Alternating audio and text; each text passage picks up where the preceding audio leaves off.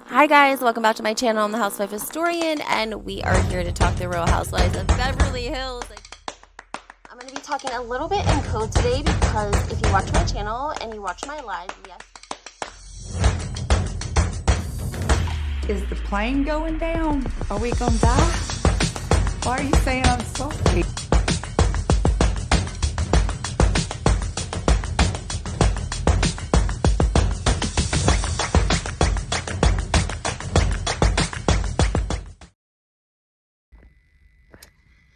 Hey guys, welcome back. I'm the Housewife Historian, but you can call me Lindsay, and we are talking Real Housewives of Miami today, guys.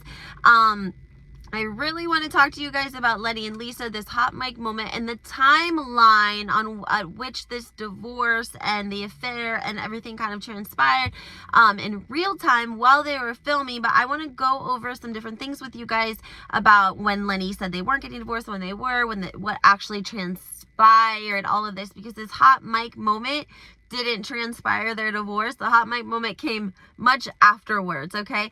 We're going to break all of that down. But of course, guys, please go ahead, hit that like button, subscribe to my channel, turn those notifications on. It's super important. I'm definitely trying to grow my channel.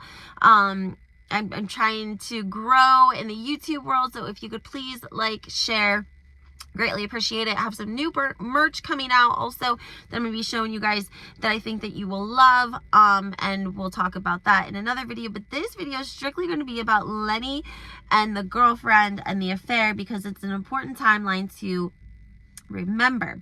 Because Lenny originally, of course, everything in this video is alleged, of course. Now, Lenny is known as the boob god doctor. Oh, another thing I want to touch base, if I have time, I'm going to touch base on their house in Star Island.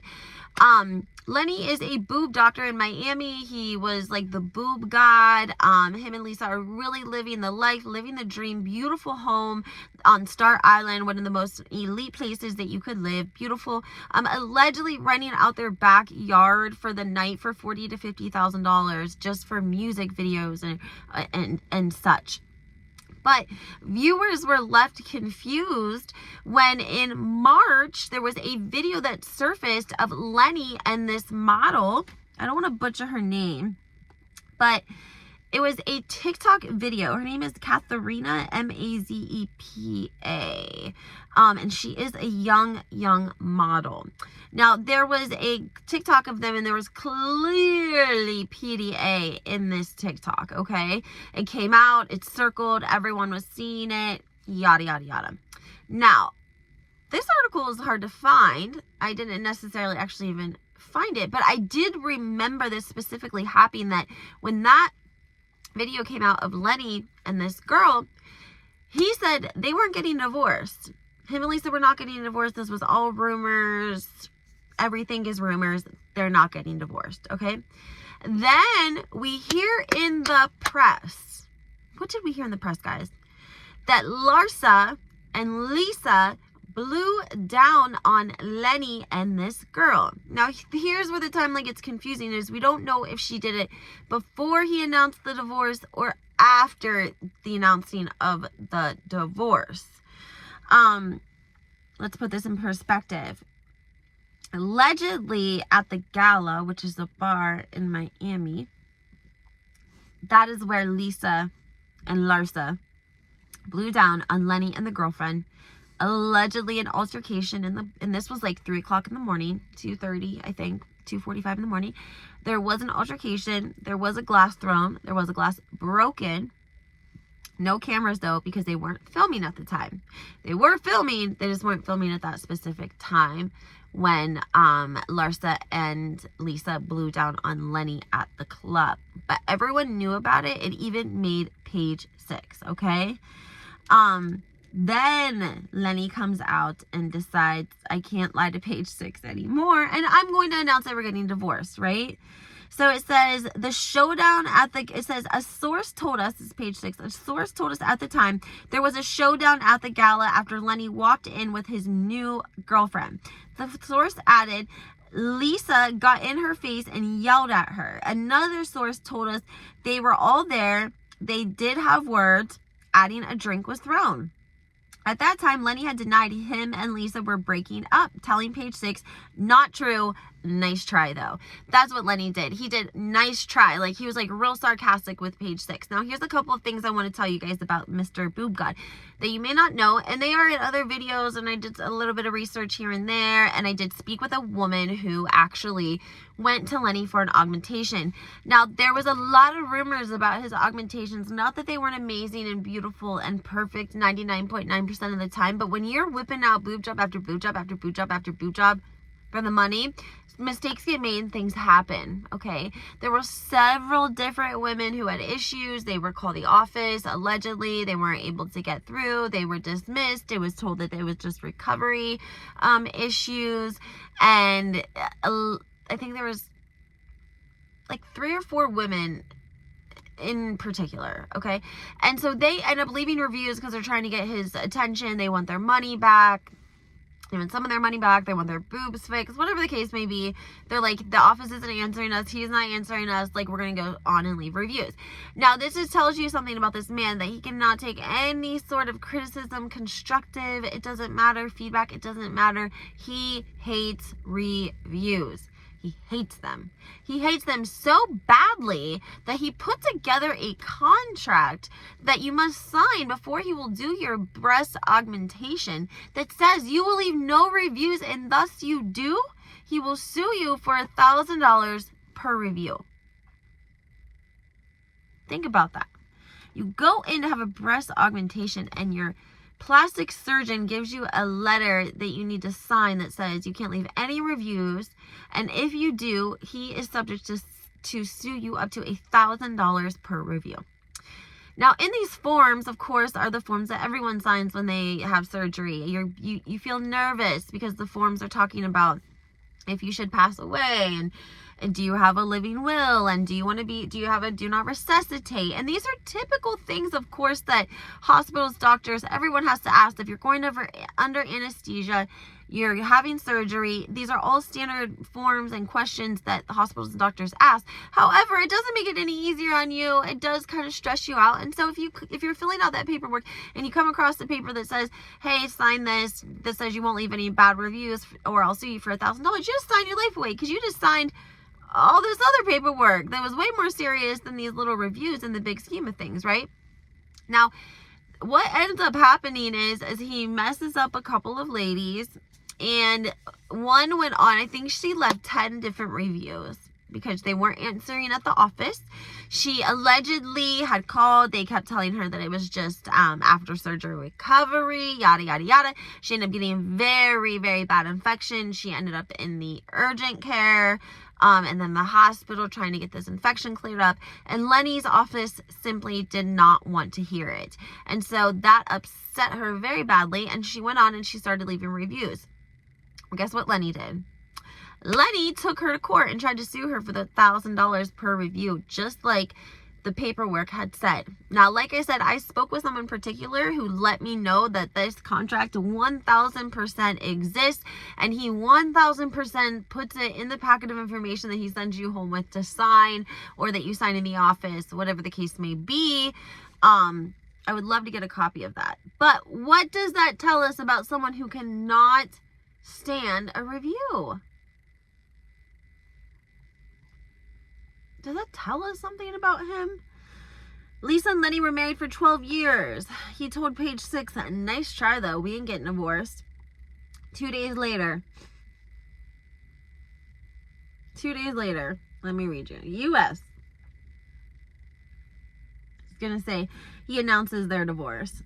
And he says that he was trying to protect his family. That's why he originally lied and said that they were not getting divorced. Now, Lisa says, I know I've been quiet, but I have a lot to say. That's what she tweeted on June 8th. Lenny filed for divorce on May 20th after 12 years of marriage and nearly 2 weeks of public feuding between the couple. It also says, quote, this is what Lenny told page 6. Lisa and I are getting divorced. A few weeks ago, I denied this because I'm trying my best to protect my family during this process. This is a very difficult time, and I would ask for some privacy so that we can best take care of our children, who mean the world to us. Lisa told us she was blindsided by his behavior and recklessness handling of the situation. And I think that we see that, okay, guys? We really see that in the Real Housewives of Miami, particularly several episodes and scenes. I just want to point out to you, in case you didn't see it, in case you're Ray Charles and you didn't see this Lenny whole thing happening, let me point out a couple of things to you that stuck out to me. Number one was the dinner scene with Lenny's mother and the children. They're cooking. Lisa's, helping them cook, and she's saying, it would be really nice if we had, some traditions in our families and created them for our family. And our son is asking about Judaism and our religion, and she's just trying to, trying to be a good mother, trying to be a good wife. I think that you can see she's really, really, really trying here. And, they can't get the wine cellar open. And Lisa kind of makes a big deal about it, like jokingly. And she goes to pull on the doors because they can't get the wine cellar open. And he yells at her, Lisa. And she comes right over, oh, I'm sorry. It's just And so then whenever he texted whomever he did that runs their electronics, they were able to fix the code so that they could get into their wine room. And so allegedly Lenny's sitting there texting, and Lisa is talking, and you can tell she's feeling very agitated. She's feeling very unheard, and he's just texting. And she looks at his mother, and you see them make eye contact, and each of them understanding what doesn't need to be said, okay? But Lenny's mother came from a very different generation, and she would not be the first mother out of any of these housewives that stayed because they had to, because financially, because it was, the 60s, the 70s, and the women didn't get divorced. They weren't single mothers, right? So maybe Lenny's mother would be encouraging Lisa to leave Lenny had she left Lenny or had she left Lenny's father and maybe started a life for herself with somebody else. And I always think that this is a really great question. It made me think, and it was about narcissism, because you guys know that's really big on the internet right now. Everyone, a narcissist, la la la la. Anyways, it basically said if you have two parents and one is a narcissist, right? The other parent has to kind of cater. They end up catering to the narcissist, right? Because they don't want the narcissist to be upset, to get mad. They're trying to keep everything going happily, right? But it was interesting because this article said, imagine what your parent who was with the narcissist, imagine what kind of parent they could have been if their partner wasn't a narcissist, right? What kind of mother could Lenny's mother have been if she wasn't with a narcissist, if she wasn't trying to make the situations right, if she wasn't trying to keep him happy and keep a good relationship and do what he wants, whatever the case may be. It really is a great question to think, what kind of parent would your parent be if they had spent your whole childhood with a narcissist? Probably a much different parent. Probably a better parent. Probably a parent that doesn't have to worry about making the father mad, walk on tippy toes, whatever the case may be. Not trying to get into the specifics, but that is what my personal opinion was about that scene. Then moving on, we see a scene where the nanny breaks her arm, and Lisa's like, oh my gosh, should we call 911? Should we call 911? And if you guys notice, she's in the kitchen, and the guy that's cooking looks at her and says, yeah, call 911. All of a sudden, Lenny hits the corner. He starts to come around. Lisa, don't you dare call 911 for something like that. Everyone gets quiet. Even the guy cooking gets quiet. And he makes a look, and the cameraman catches it. Kudos to production on the Real Housewives of Miami. They are killing it. Their fashion's killing it. The scenery's killing it. They're killing it. Do not take this to Bravo. They will literally, they're like killing it in a good way. Like they're on fire right now. Don't take it to Bravo, because Bravo needs to get a binder and take notes right now on what Miami is doing and how they can add that to all of their franchises, except for New Jersey, because it needs it. Not New Jersey, all the other franchise needs Bravo and Andy Cohen to take notes on the Real Housewives of Miami and then go back and apply those next season. Even the guy cooking looks at the camera. He's looking at Lisa and his eyes get real big, like, oh, okay, I guess we don't call 911 over something like that. Like, damn, sorry, you know, shit. Sorry, Lisa, I didn't mean to get you in trouble, is kind of the look that he gave. Like, I'm sorry, Lisa, I didn't mean to lead you in the wrong direction. That's gonna make him mad, right? I want to read you guys the hot mic moment word for word really quickly before we hop off here. Also wanted to thank Krista from Reality Tea. She brought up the question that made me think about this timeline, because we also have to remember that Lisa and Larsa blew down on him at the club, at the gala, okay? That's why I really, really, really would like to see Larsa and Lisa become friends, because I think Larsa gives her that push that Lisa needs to really, really be like, I don't even know the word for it. What she needs to like really be a scorned woman and get it out of her system, right? I'm trying to get the words for you guys.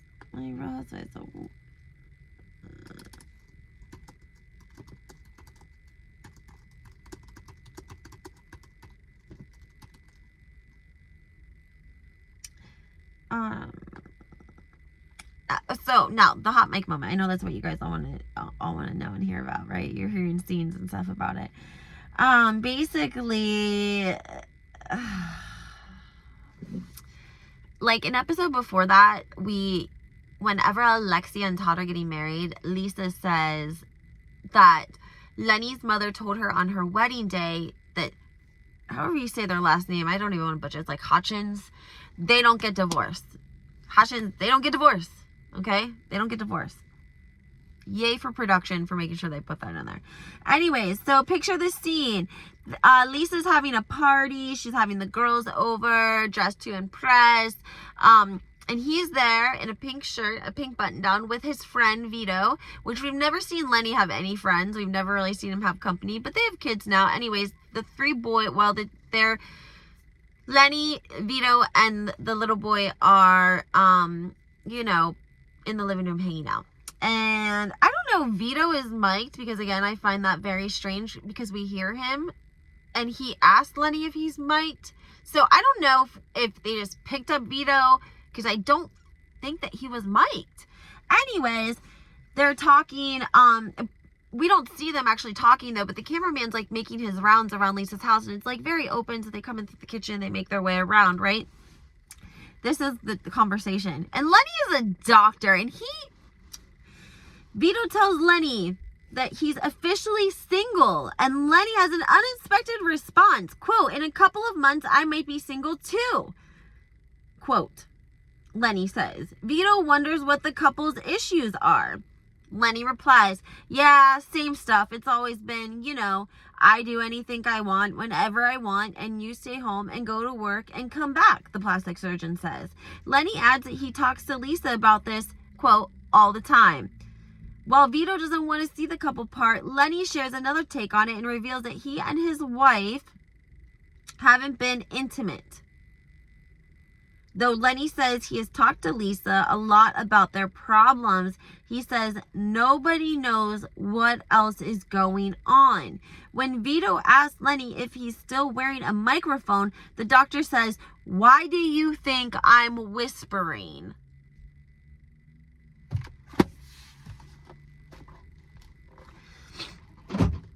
Why do you think I'm whispering? What? Why do you think I'm whispering? Lenny. Come on over here. I mean, are you serious, Lenny? That's why you're whispering? This is like, I don't think it was staged. I really don't think that it was staged because of how everything transpired. It's just very, the audacity, the mother effing audacity of him to say, oh, I'm whispering so the mic's not gonna pick it up. Are you serious? You're a doctor. So that's the only thing that I think is staged. I don't think it was like staged for him to say it or whatever. I just think that he's cocky, and like I said, I can't even believe that he said that. And it was probably heartbreaking for her, honestly. It's probably been a very heartbreaking journey. But you know what? Maybe she's going to come out on top. She's on the Real Housewives of Miami. It was a great time. Now they can film it. She can make money off of it at least. Hopefully she learns how to manage money, understands she's a single mom with kids and she can't be out here buying this and that and this. Because I do think that they spent a lot of money, probably more than they were making. And yes, they probably did rent their backyard out, but their backyard was beautiful. It was on Star Island, which it's a very small elite area. And if they were renting out for $40,000-$50,000 for a night, who wouldn't do that? You would be stupid to not do that. Why wouldn't you do that? And why would you deny it? Like, you can definitely tell something's going on. I don't know. I think Lisa knows more than she, of course, is going to tell us or let us know. I think that Lenny didn't just become this way. And anyone that watched The Real Housewives of Miami from the beginning, they understand and know that, right? So make sure that you guys hit that like button, subscribe to my channel, turn your notifications on, and make sure you guys comment and let me know if you're watching Miami and what you guys think about Lenny and his hot mic moment. Okay? Have a great Friday. Bye.